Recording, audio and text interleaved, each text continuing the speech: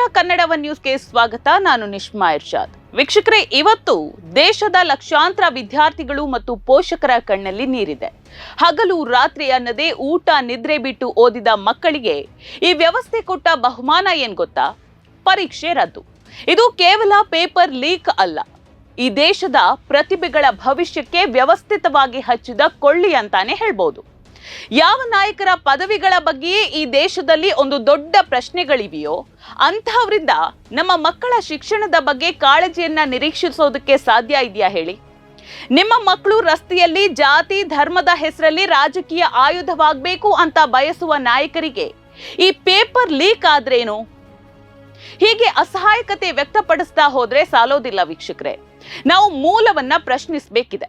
ಅಸಲಿಗೆ ಒಂದು ನೀಟ್ ಪರೀಕ್ಷೆಯನ್ನ ಪಾರದರ್ಶಕವಾಗಿ ನಡೆಸುವ ಕನಿಷ್ಠ ಯೋಗ್ಯತೆ ಈ NTA ಅನ್ನುವ ಸಂಸ್ಥೆಗೆ ಇಲ್ವಾ ಅಂತ. ಹೈ ಸೆಕ್ಯೂರಿಟಿ ಪ್ರೆಸ್ನಲ್ಲಿ ಪ್ರಿಂಟ್ ಆಗುವ ಪ್ರಶ್ನೆ ಪತ್ರಿಕೆಗಳು ರಸ್ತೆಯಲ್ಲಿ ಹರಾಜಾಗ್ತಿವೆ ಅಂದ್ರೆ ಇದನ್ನ ಏನ್ ಹೇಳ್ಬೇಕು ಹೇಳಿ? ನಾಸಿಕ್ನಿಂದ ಬಿಹಾರದವರೆಗೆ ಹರಡಿರುವಂತಹ ಈ ಜಾಲವನ್ನ ನೋಡಿದ್ರೆ ಇದು ಯಾವುದೋ ಒಬ್ಬಿಬ್ರ ಕೆಲಸವಂತೂ ಅಲ್ವೇ ಅಲ್ಲ. ಇದೊಂದು ವ್ಯವಸ್ಥಿತ ಮೆಡಿಕಲ್ ಮಾಫಿಯಾ. ಒಳಗಿರುವವರೇ ಪೇಪರ್ ಲೀಕ್ ಮಾಡಿದ್ಮೇಲೆ ಇನ್ನು ಭದ್ರತೆ ಎಲ್ಲಿ ಉಳಿಯಿತು ಹೇಳಿ?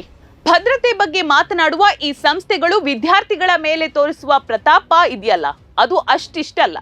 ಇಲ್ಲಿನ ವಿಪರ್ಯಾಸ ನೋಡಿ. ಪರೀಕ್ಷೆ ಬರೆಯೋದಕ್ಕೆ ಬರುವ ಹೆಣ್ಣು ಮಕ್ಕಳ ತಾಳಿಯನ್ನ ಬಿಚ್ಚಿಸ್ತಾರೆ, ಕಿವಿಯೋಲೆಯನ್ನ ಕಿತ್ತೆಸಿತಾರೆ, ಬಟ್ಟೆಯ ಬಟನ್ ಸರಿಯಿಲ್ಲ ಅಂತ ಕಿರಿಕಿರಿ ಮಾಡ್ತಾರೆ. ಇಷ್ಟೆಲ್ಲ ಹೈಟೆಕ್ ತಪಾಸಣೆ ಮಾಡುವ ಇವರು ಪ್ರಶ್ನೆ ಪತ್ರಿಕೆ ಮಾರಾಟ ಮಾಡುವ ಮಾಫಿಯಾವನ್ನ ಮಟ್ಟ ಹಾಕೋದಕ್ಕೆ ಸೋತಿದ್ದಾರೆ. ಅದು ಯಾಕೆ? ಒಳಗೆ ಅಸಲಿ ಕಳ್ಳರನ್ನ ಇರಿಸ್ಕೊಂಡು ಹೊರಗೆ ಅಮಾಯಕ ವಿದ್ಯಾರ್ಥಿಗಳನ್ನ ಶೋಧಿಸುವುದು ಎಂತಹ ನ್ಯಾಯ? ನಿಮ್ಮ ತಪಾಸಣೆ ಕೇವಲ ಸಾಮಾನ್ಯ ಮಕ್ಕಳ ಮೇಲೆ ಮಾತ್ರವಾ? ಇಷ್ಟೆಲ್ಲ ಅಕ್ರಮಗಳು ನಡೀತಾ ಇದ್ರೂ ಕೂಡ ಅಧಿಕಾರದಲ್ಲಿರುವವರು ಮಾಡ್ತಾ ಇರೋದಾದ್ರೂ ಏನು? ಕೇಂದ್ರದ ಶಿಕ್ಷಣ ಸಚಿವರು ಕೇವಲ ತನಿಖೆ ಮಾಡ್ತೀವಿ ಅಂತ ಹೇಳಿ ಪ್ರತಿ ಬಾರಿ ಕೈ ತೊಳ್ಕೊಳ್ತಾ ಇದ್ದಾರೆ.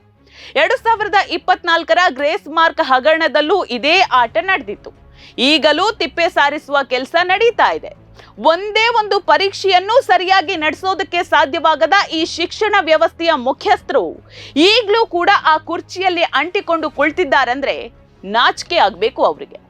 ಇದು ಕೇವಲ ವೈಫಲ್ಯ ಅಲ್ಲ, ಇದೊಂದು ಕ್ಷಮಿಸಲಾಗದ ಕ್ರಿಮಿನಲ್ ನಿರ್ಲಕ್ಷ್ಯ ಅಂತಾನೆ ಹೇಳ್ಬೋದು. ಈ ನಿರ್ಲಕ್ಷ್ಯದ ಹಿಂದೆ ಒಂದು ಸಂಚಿದೆ ಅಂತ ಅನಿಸ್ತಾ ಇಲ್ವಾ ನಿಮ್ಗೆ? ಈ ದೇಶದಲ್ಲಿ ಶಿಕ್ಷಣ ಕೇವಲ ಶ್ರೀಮಂತರ ಪಾಲಾಗಬೇಕೆಂಬುದು ಇವರ ಗುಪ್ತ ಅಜೆಂಡವಾ? 30 ಲಕ್ಷ ರೂಪಾಯಿ ಕೊಟ್ರೆ ಸಾಕು ಪ್ರಶ್ನೆ ಪತ್ರಿಕೆ ಕೈ ಸೇರುತ್ತೆ ಅಂದ್ರೆ ಕಷ್ಟಪಟ್ಟು ಓದಿದ ಬಡ ಮೆರಿಟ್ ವಿದ್ಯಾರ್ಥಿಗಳ ಗತಿ ಏನ್ ಹಾಗಾದ್ರೆ? ಹಣ ಇರುವವನು ಡಾಕ್ಟರ್ ಆಗ್ಲಿ, ಬಡವನ ಮಗ ಎಷ್ಟೇ ಓದಿದ್ರೂ ಬೀದಿಗೆ ಬೀಳಲಿ ಎಂಬ ಹುನ್ನಾರ ಈ ವ್ಯವಸ್ಥೆಯಲ್ಲಿ ಎದ್ದು ಕಾಣ್ತಾ ಇದೆ. ಮೆರಿಟ್ ಇರುವ ಬಡ ವಿದ್ಯಾರ್ಥಿಗಳು ಸೋಲ್ತಾ ಇರೋದು ಈ ಸಮಾಜಕ್ಕೆ ಹತ್ತಿದ ಕ್ಯಾನ್ಸರ್ನಂತೆ. ಈ ವ್ಯವಸ್ಥೆಯ ಹೊಲಸು ಆಟಕ್ಕೆ ಬಲಿಯಾಗ್ತಾ ಇರೋದು ಕೇವಲ ವಿದ್ಯಾರ್ಥಿಗಳು ಮಾತ್ರ ಅಲ್ಲ, ಅವರ ಇಡೀ ಕುಟುಂಬವೇ ಬಲಿಯಾಗ್ತಾ ಇದೆ. ಈ ಒಂದು ಮೆಡಿಕಲ್ ಸೀಟಿಗಾಗಿ ಎಷ್ಟೋ ತಂದೆ ತಾಯಿಗಳು ತಮ್ಮ ಜಮೀನನ್ನ ಮಾರಿದ್ದಾರೆ. ತಾಯಂದಿರು ಅಡವಿಟ್ಟ ಚಿನ್ನದ ಒಡವೆಗಳು ಇನ್ನೂ ಕೂಡ ಬ್ಯಾಂಕ್ನಲ್ಲೇ ಇವೆ.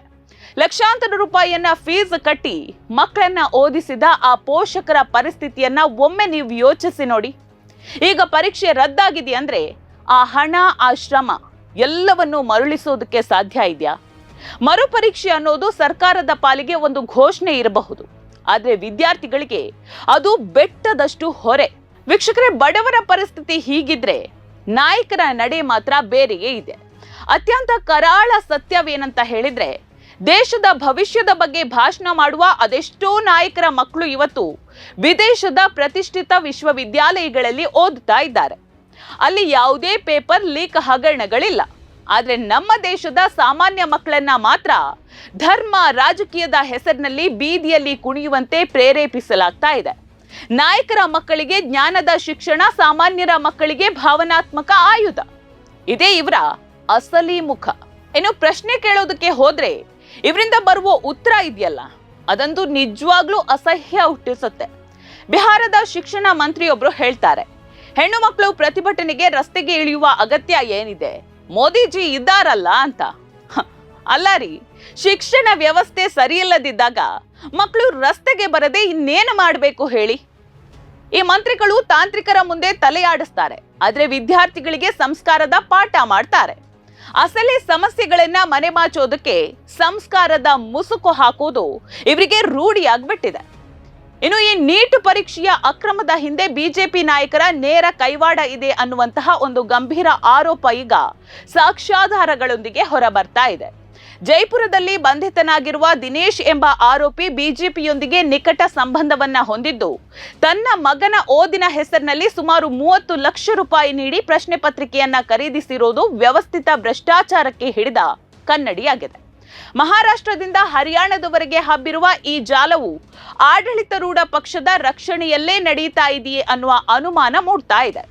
ದೇಶದ ಲಕ್ಷಾಂತರ ಬಡ ಮತ್ತು ಮಧ್ಯಮ ವರ್ಗದ ವಿದ್ಯಾರ್ಥಿಗಳ ಭವಿಷ್ಯವನ್ನ ಬಿಜೆಪಿಯ ನಾಯಕರು ಹಣದ ಹಪಾಹಪಿಗೆ ಬಲಿ ಕೊಡ್ತಾ ಇದ್ದಾರೆ ಅನ್ನೋದು ಈ ಬಂಧನಗಳಿಂದ ಸ್ಪಷ್ಟವಾಗ್ತಾ ಇದೆ.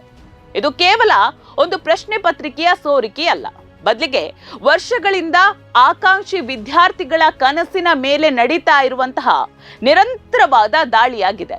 2024ರಿಂದ 2026ರವರೆಗೆ ಸತತವಾಗಿ ಇಂತಹ ಹಗರಣಗಳು ನಡೀತಾ ಇದ್ರೂ ಕೂಡ ಸರ್ಕಾರ ಕೇವಲ ಅಧಿಕಾರಿಗಳ ಮೂಲಕ ಪ್ರೆಸ್ ಕಾನ್ಫರೆನ್ಸ್ ಮಾಡಿಸಿ ಜನರ ಕಣ್ಣಿಗೆ ಮಣ್ಣೆರಚುವಂತಹ ಕೆಲಸ ಮಾಡ್ತಿದೆ.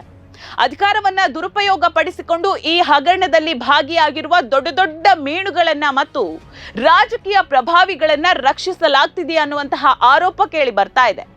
ಕಾಂಗ್ರೆಸ್ ಸರ್ಕಾರವನ್ನ ವಿನಾಕಾರಣ ಟೀಕಿಸುವ ಬಿಜೆಪಿ ತನ್ನದೇ ಪಕ್ಷದ ನಾಯಕರ ಮನೆಯಿಂದ ಈ ಅಕ್ರಮದ ಬೇರುಗಳು ಆರಂಭವಾಗಿರೋದಕ್ಕೆ ಉತ್ತರವನ್ನ ಕೊಡಬೇಕಿದೆ. ಕೊನೆಯದಾಗಿ ನಾವು ನಮ್ಮನ್ನ ನಾವೇ ಕೇಳಿಕೊಳ್ಳಬೇಕಾದ ಪ್ರಶ್ನೆಯೊಂದಿದೆ. ಈ ದೇಶದ ಭವಿಷ್ಯ ಅಡ್ಡದಾರಿಯಲ್ಲಿ ಸಿಗುವ ಪ್ರಶ್ನೆ ಪತ್ರಿಕೆಗಳ ಮೇಲೆ ನಿಲ್ಲಬೇಕೋ ಅಥವಾ ಅರ್ಹತೆಯ ಮೇಲೆ ನಿಲ್ಲಬೇಕು?